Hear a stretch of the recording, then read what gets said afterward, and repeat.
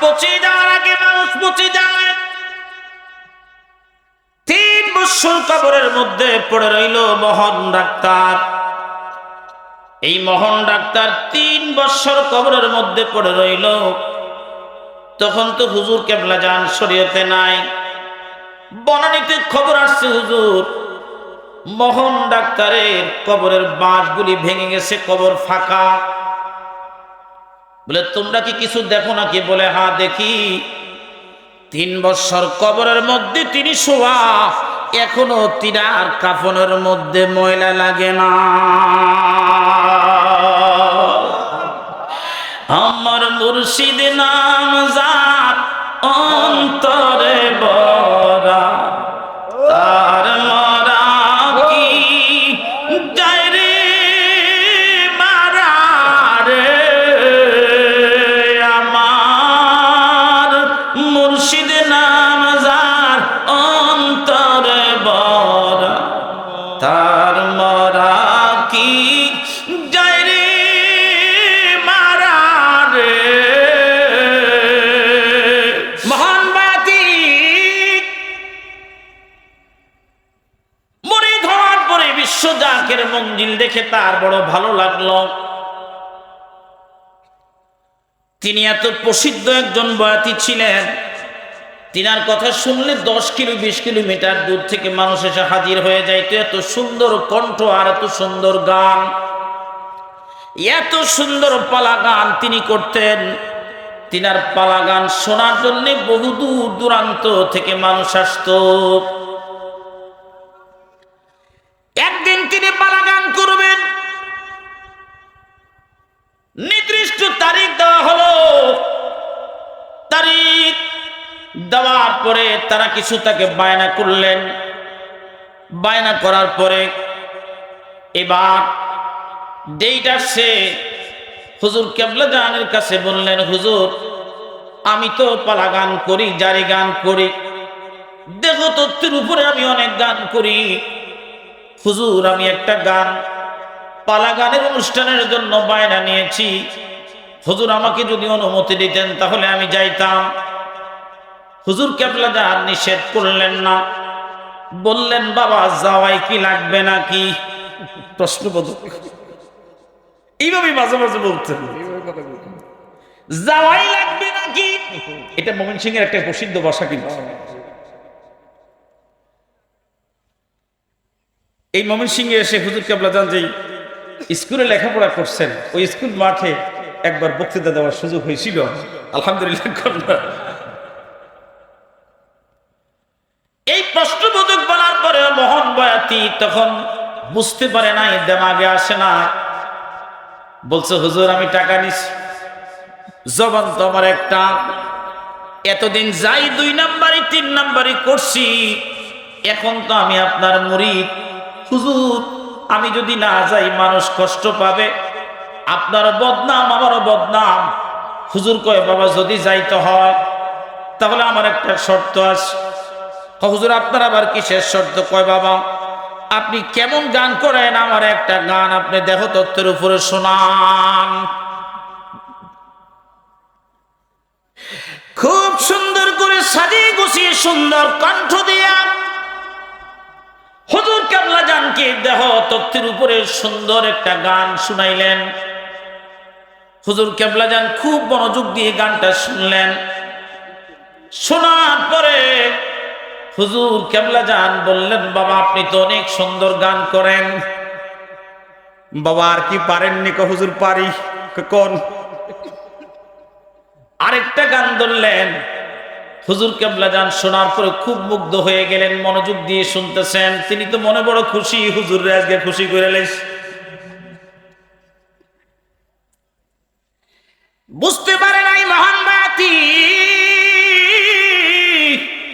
আমার যত চালান, সমস্ত চালান খাজা পুরি গায়েব করতেছে, তিনি বুঝতে পারে নাই। হুজুর কেবলা জান দ্বিতীয় গান যখন শেষ হলো বলছে, বাবা আপনার গান যত শুনি ততই তো আমার ভালো লাগে, মন চায় আরেকটা গান শুনি। বাবা শুনাইবেন নাকি? বলে হ্যাঁ হুজুর, আপনি যদি শুনতে চান অনেক গান দেখো তত্ত্বের উপরে আমার জানা আছে, শোনাবো। বলে বাবা আরেকটা গান শোনান। মোহন বয়াতি আরেকটা গান তিনারে শোনাইছে। শোনানোর পরে এবার হুজুর কেবলা জান আরেকবার বললেন, বাবা যাওয়াই লাগবে নাকি? কয় হুজুর আমি তো টাকা দিছি, জবান দিছি, যাওয়া লাগবে। যান বাবা, ওয়াদা যেহেতু দিছেন যান, সুন্দর করে গান করবেন বাবা, মানুষকে খুশি করা লাগবে, যান বাবা যান। উনি তো মনে মনে খুব খুশি, আজকে হুজুর দোয়া পাইছি। এবার তিনি স্টেজের মধ্যে গান ধরে এক কলি গায়ে, দ্বিতীয় কলি আর নাই, আরেক গান ধরে শুরুতেই নাই। এতদিন গান শোনার পরে মানুষ হাত তালি দিত আর বাহবা দিত, তাকবীর দিত। আজকে দুই তিনটা গান যখন উল্টা পাল্টা ধরছে, এবার প্যান্ডেল থেকে জুতা মারা আরম্ভ করছে। বাপ বলো না, মনটা বড় খারাপ। হুজুরকে আমি গান শুনাইয়া আমি বড় অপরাধ করে ফেলেছি, আমার সমস্ত গান নিয়ে গেছে। কানতে কানতে দরবার শরীফে ফেরত আসার পরে হুজুর কেবলা জাহানের সামনে বসে কদম মোবারক জড়ায় ধরে কান্দে আর বলে, হুজুর আমি কি করে খাবো, কেমনে চলবো? এই দেহদত্তের গান ছাড়া আমার আর কিচ্ছু নাই। হুজুর আমি হাকিকত বুঝতে পারি নাই, আমাকে পাঠাইলেন আমি গান করতে পারি নাই, হুজুর কি করব বলেন? কেবলা জান হুজুর বললেন, বাবা এতদিন আপনি ছিলেন একজন সাধারণ গায়ক, এখন আপনি জামানার মুজাদ্দিদের মুরিদ। বাবা আজ থেকে আপনি মিলাদ শরীফ পড়বেন। একসাথে বলেন মারহাবা। না হয় নাই, আরো চলে বলে। এখন থেকে কি করব? হ্যাঁ একই তো জিনিস, খালি একটু পাল্টাইয়া দিস। এতদিন গান করতো, এখন কি পড়বো? বাবা আপনি মিলাদ শরীফ পড়বেন, খুব সুন্দর কণ্ঠে আপনি মুজাদ্দিদের গান গাইবেন, আমার নবীর গান করবেন। বাবা আপনি যতদিন গজল গাইবেন মদিনা শরীফ থেকে তাওয়াজ্জু আসবে, বাবা আমার নবী আপনার প্রতি খুশি হইয়া যাবে। আব্দুর রহমান বয়াতি, মোহন বয়াতি, মোহন বয়াতি থেকে এখন মোহন মুন্সি হয়ে গেল। আচ্ছা বলেন পরিবর্তন হয়েছিল? হ্যাঁ বয়াতি থেকে এখন কি হয়েছে? পদোন্নতি হয়েছিল। মুন্সি কিন্তু গড়ে গড়ে হয় না, বয়াতি গড়ে গড়ে হয়। কি কম? এইটু উলি আল্লাহর দরবারে যাওয়ার কারণে কি হয়েছে? মুন্সি হয়ে গেছে। এটা প্রথম ধাপ। দ্বিতীয় নাম্বার ধাপ, হুজুর কেবলা জান বললেন, বাবা সংসার তো চালানো লাগবে। চালানো লাগবে না? ফির মুরিদি করলে কি বৈরাগ্য হওয়া যাবে না? হুজুর বলছে, বাবা আমার নিজের সংসার আছে, আমার সন্তান আছে, আমার পরিবার আছে। বাবা পরিবার পরিজন নিয়ে যারা তরিকতের কাজ করে তারা এই দুনিয়ায় জান্নাতে, আখিরাতেও তারা জান্নাতে।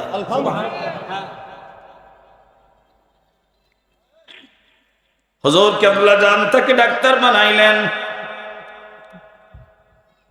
এই বয়াতি থেকে মুন্সি, মুন্সি থেকে মোহন ডাক্তার। বুঝতে হবে, বয়াতি থেকে মুন্সি, মুন্সি থেকে মোহন ডাক্তার। মোহন ডাক্তার এখন আর তেমন যেন তেন ডাক্তার না। দরবার শরীফে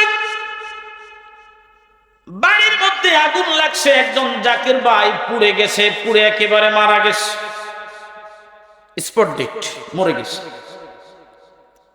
হুজুর কেবলা জানের কাছে জাকির ভাইয়ের মেয়ে, তার বিবি, তার মা, তার ছেলে এসে বলে, হুজুর কেউ বলছে স্বামী ফেরত দেন, কেউ বলছে আমার সন্তানকে ফেরত দেন, কেউ বলে হুজুর আমার বাবাকে ফেরত দেন, কেউ বলছে সন্তান ফেরত দেন, কেউ বলে হুজুর স্বামী ফেরত দেন, আবার কেউ বলে হুজুর আমার বাবাকে ফেরত দেন।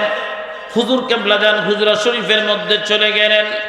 যাওয়ার আগে মোহন ডাক্তারকে বললেন বাবা একটা কাজ করেন, এখন বর্তমানে 3 নাম্বার হুজরা শরীফের সামনে তিনার লাশটা রাখা। মৃত মানুষ তিনার লাশ রাখা, শুয়ে রাখছেন। এমন সময় মোহন ডাক্তার কি বললেন বাবা একটু ঔষধ খাওয়ায়া দেন, একটু ঔষধ খাওয়ায়া দেন। আমরা সবাই দেখতেছিলাম ওই ডাক্তার সাহেব মুখের মধ্যে ঔষধ দেয়, মৃত মানুষ আবার কেমনে ঔষধ খায়। ওনার ওষুধ মুখ বেয়ে গাল বেয়ে জমিনের মধ্যে পড়ে গেল। হুজুর কেবলা যান হুজরা শরীফে চলে গেলেন। দীর্ঘ সময় পরে হুজুর কেবলা যান আসলেন। আসার পরে হুজুর কেবলা যান ওই জাকির ভাইয়ের নাম ধরে ডেকে বলে বাবা আর কত ঘুমাবেন, আপনার দাদা পীর আপনাকে স্মরণ করতেছে, বাবা তাড়াতাড়ি ঘুম থেকে উঠে যান। একসাথে জবান খুলে বলেন না মারহাবা, একসাথে বলেন আল্লাহু আকবার। বলতে দেরি উঠতে দেরি নেই। আসছে কি গায়ক, হইল কি মুন্সি, এরপরে কি লকব খালি দিন দিন বাড়ে। মারহাবা। 98 সালে তিনি মারা গেলেন। কত সাল? 1900। 2001 সালে হুজুর পাকের ওফাত। কত বছর হয়েছে? 2 বছর। 98 2000 না 3 বছর পর হুজুর কেবলা যান ওফাতের পরে। হুজুর কেবলা যান তখন বনানীতে, যেদিন ওনার ওফাত হয়। দরবার শরীফের একজন মাওলানা আমাদের ইমাম সাহেব, উনি ইন্তেকালের আগে ইমাম সাহেবকে বলে গেছে ভাইজান আমার ইন্তেকালের পরে আপনি আমাকে গোসল দিবেন, আমার জানাজা আপনি পড়াবেন আর কেউ না।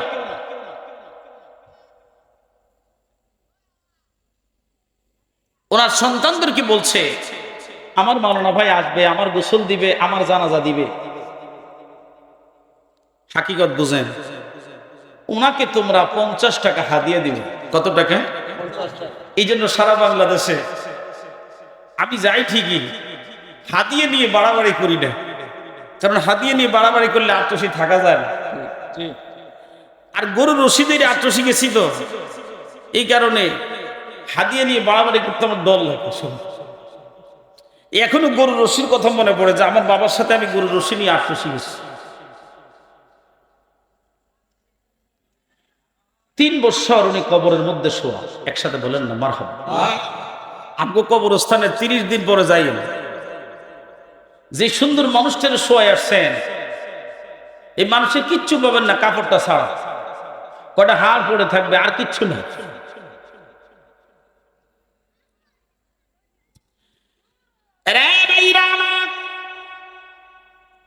স্বাভাবিক নিয়মে কবরের মধ্যে বাস পচে যাওয়ার আগে মানুষ পচে যায়। 3 বছর কবরের মধ্যে পড়ে রইল মোহন ডাক্তার। এই মোহন ডাক্তার 3 বছর কবরের মধ্যে পড়ে রইল। তখন তো হুজুর কেবলা যান শরীয়তে নাই। বনানীতে খবর আসছে হুজুর মোহন ডাক্তারের কবরের বাঁশগুলি ভেঙে গেছে, কবর ফাঁকা। বলে তোমরা কি কিছু দেখো নাকি? বলে হ্যাঁ দেখি। 3 বছর কবরের মধ্যে তিনি শোয়া, এখনো তিনার কাফনের মধ্যে ময়লা লাগে না।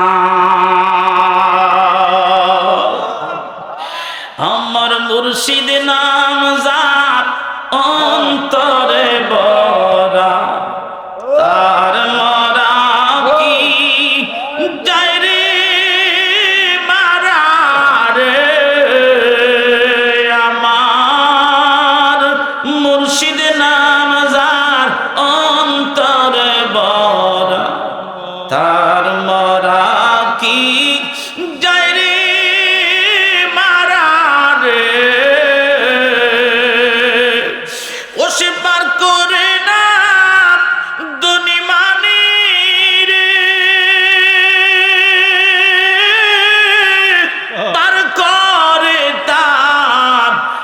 সেখানে আমার মুর্শিদ নামাজার অন্তরে বরা, তার মরা কি যায় রে মারা রে।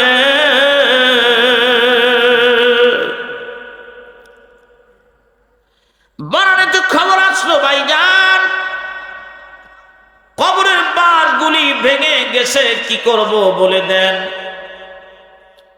এবার বলছে কবর খোলা যাবে না, কবরের চতুর্পাশে দাঁড়াইয়া আমার নবীকে সালাম দিবা, দুরূদ শরীফ নজরানা দিবা, এক খতম মিলাদ শরীফ পড়বা, মিলাদ শরীফ পড়ে কবরের বাঁশগুলি লাগাইয়া দিবা।